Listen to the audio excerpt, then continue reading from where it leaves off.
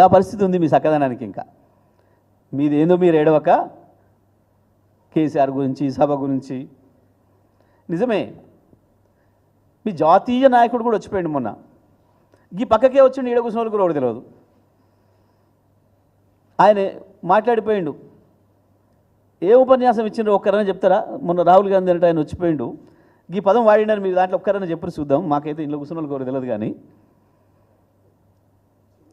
అంటే ఏంది, మీ జాతీయ నాయకుడు ఇక్కడికి వచ్చిపోతే కూడా హైటెక్ సిటీలోకి వస్తే పక్కనున్న మాదాపూర్కే తెలుస్తలేదు.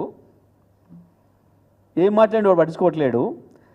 కేసీఆర్ ఏం మాట్లాడతాడో అని ఎదురు చూసిండ్రు మీరందరూ. మాట్లాడిన తర్వాత ఏడుస్తున్నారు మీరు. అక్కస్ మీది. That is KCR. కేసీఆర్ మాట్లాడినా, కేసీఆర్ మౌనంగా ఉన్నా, కేసీఆర్.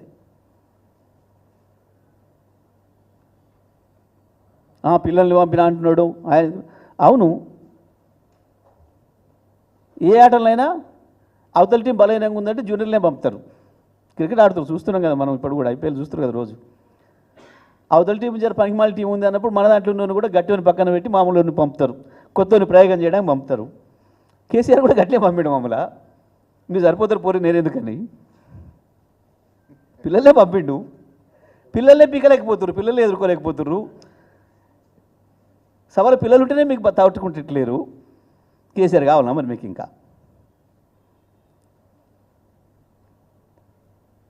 వస్తాడు, ఏ సమయానికి ఎట్లా రావాలనో అట్లే వస్తాడు కేసీఆర్.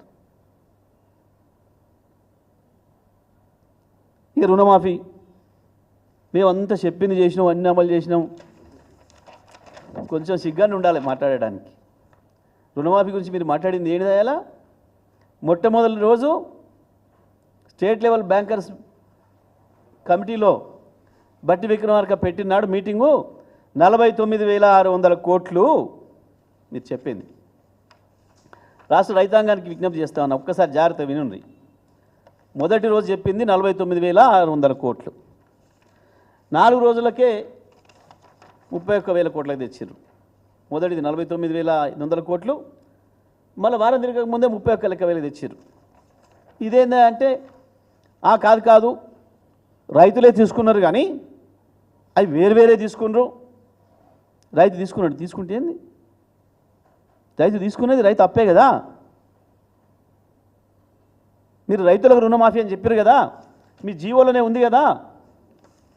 నీ జీవోలోనే చాలా స్పష్టంగా ఇచ్చినావు.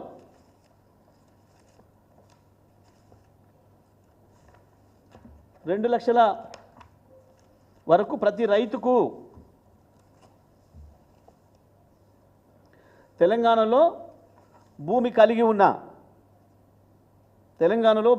ఉన్న ప్రతి రైతుకు 2 లక్షల రూపాయల వరకు రుణమాఫీ